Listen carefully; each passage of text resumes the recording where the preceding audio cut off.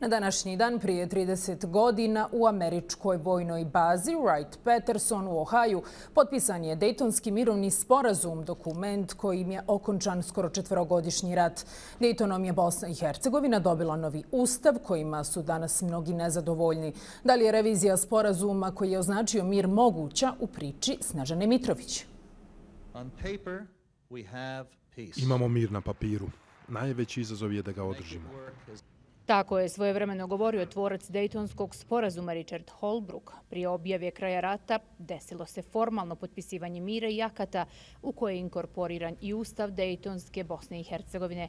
Franjo Tuđman, Slobodan Milošević i Alija Izetbegović olovkom su tog 21. novembra 1995. godine stavili tačku na višegodišnje sukobe u kojima su poginule desetine hiljada građana.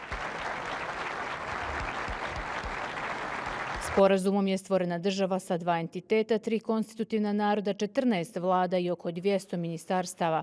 30 godina kasnije pojedini za Dejton kažu da je luđačka košulja, drugi pak da je crvena linija.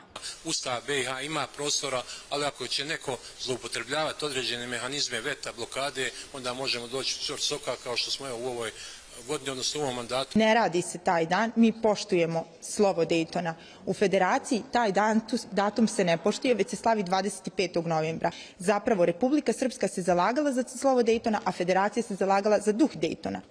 Bilo kako raspakivanje Dejtonskog mirovnog sporazuma ili postojećeg ustavnog uređenja će tek napraviti dodatne komplikacije. Ustav Bosne i Hercegovine samo je jednom promijenjen i to u odredbi koja se tiče statusa Brčkog distrikta. Sigurno su sazrele uslovi da se promijeni Ustav Bosne i Hercegovine, da to uradi naravno parlamentarna skupština Bosne i Hercegovine, odnosno predstavnički dom i dom naroda, ali to treba postići odgovarajuću većinu i konsenzus onih koji odlučuju o Bosni i Hercegovini. U Republici Srpskoj oprezni su po pitanju revizije Dejtona. To je pre svega zahtev bošnjačke strane koja je uverena da je sada numerička većina pa da može biti politička i bilo koja druga većina koja može nametati svoje, odlučivati o svemu.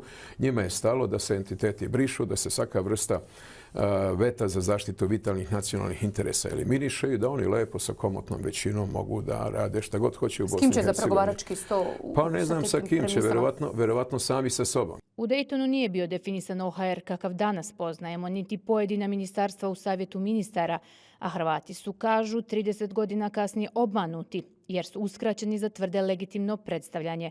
Poznavaoci prilika kažu da bi upravo modeliranje Dejtona moglo uslijediti zbog hrvatskog pitanja. Ne isključuju ni da zvanični Zagreb posegne za rampom ka Bosni i Hercegovini na evropskom putu. Snežana Mitrović, Euronews, Banja Luka.